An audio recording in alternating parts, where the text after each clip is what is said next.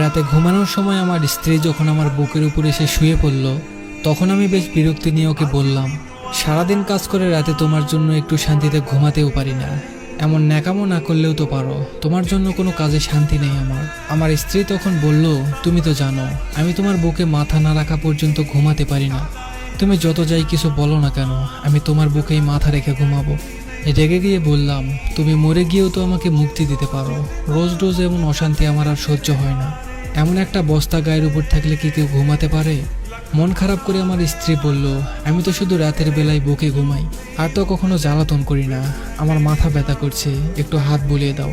এই কথাটা বলেই আমার হাতটা নিয়ে ওর কপালের উপর রাখলো।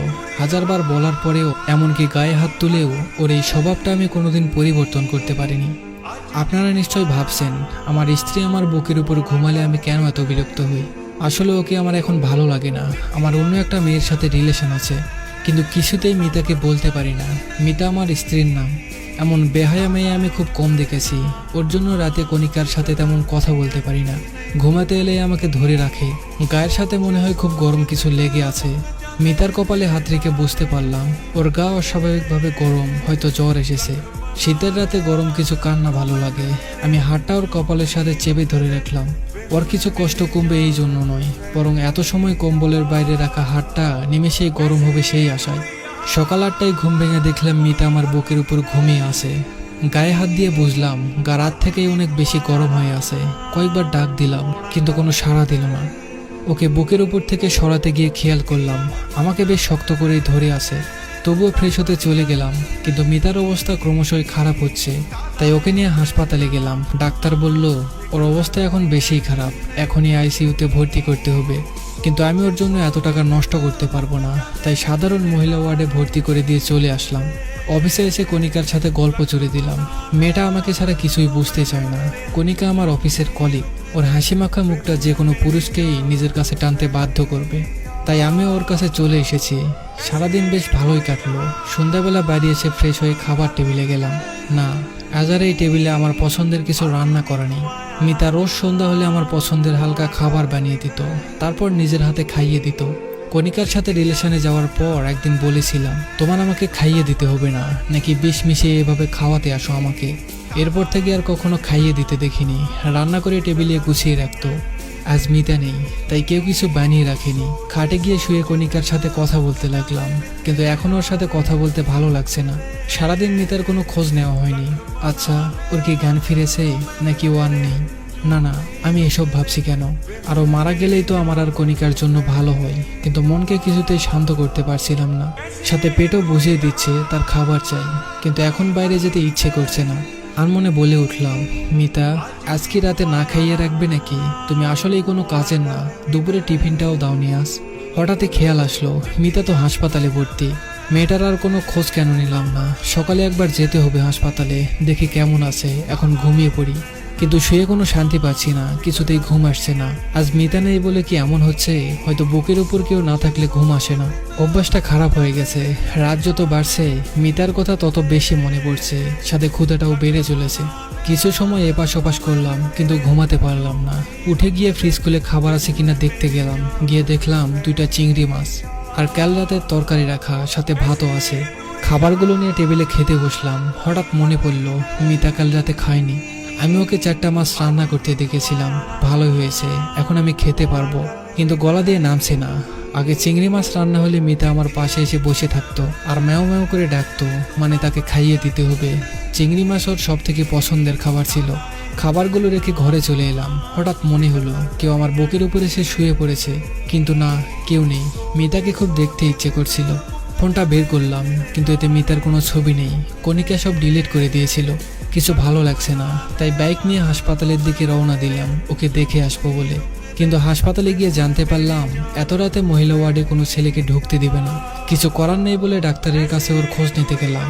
ডাক্তারকে বললাম সকালে যে মেয়েটাকে ভর্তি করানো হয়েছিল তার কি অবস্থা। ডাক্তার বলল ওনার অবস্থা খুব খারাপ, শরীর কোনো রেসপন্স করছে না, স্যালাইনও টানতে পারছে না শরীর। আইসিইউতে না রাখলে যে কোনো সময় খারাপ কিছু হতে পারে।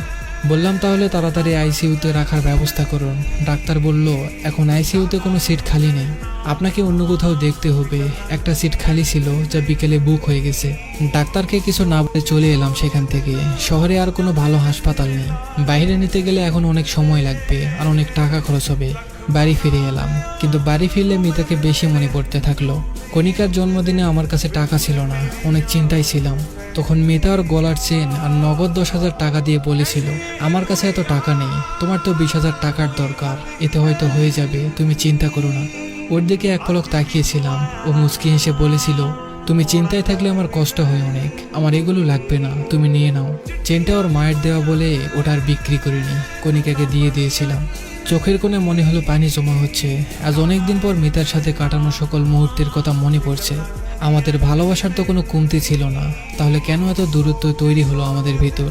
মিতা আমাকে নিজের সবটা দিয়ে আগলে রেখেছিল, তাহলে আমি কেন মিতাকে কষ্ট দিলাম? অফিস থেকে ফিরতে মিতা আমাকে রোজ জড়িয়ে ধরতো। একদিন ওকে বললাম, ছেলেদের শরীর লাগলে ব্যবসা করো, কিন্তু আমাকে এত বিরক্ত করো না।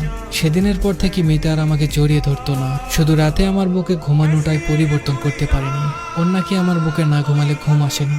আমিও একসময় ওকে বলতাম, তুমি আমার বুকে না ঘুমালে আমার ঘুম আসে না। আজ বুঝতে পারছি কথাটা আমি মিথ্যা বলতাম না। রাত 3টা বেজে গেল, এখন আমি ঘুমাতে পারিনি। সকাল হতে হাসপাতালে চলে গেলাম। আজকে মিতাকে আইসিইউতে রাখবো, এখানে না হলে অন্য কোথাও। মিতাকে ছাড়া আমি এক রাতও থাকতে পারি না। আমার করা সব কাজের জন্য মাপ চাইবো, আর কষ্ট দিব না ওকে। হাসপাতালে গিয়ে জানতে পারলাম কাল রাতে একটা মেয়ে মারা গেছে। না, এটা মিতা হতে পারে না। মিতা আমাকে কথা দিয়েছিল আমাকে রেখে যাবে না, আমাকে ছাড়াও থাকতে পারে না। মিতা নিশ্চয়ই ওর কথা রাখবে, কিন্তু আমাকে ভুল প্রমাণ করে দিল। মিতার প্রাণহীন দেহটা কেমন নিষ্পাপভাবে ঘুমিয়ে আছে। খুব শক্ত করে ওকে জড়িয়ে ধরলাম। শেষ কবে ওকে জড়িয়ে ধরেছিলাম মনে নেই। ওর মুখের কাছে মুখ নিয়ে বলতে লাগলাম, তুমি বলতে না তুমি আমাকে ছাড়া থাকতে পারো না, তাহলে আজ থেকে কি করে থাকবে? জানো, কাল রাতে আমি তোমাকে ছাড়া ঘুমাতে পারিনি। গায়ের উপর একটা বস্তা না থাকলে কি আর ঘুম আসে?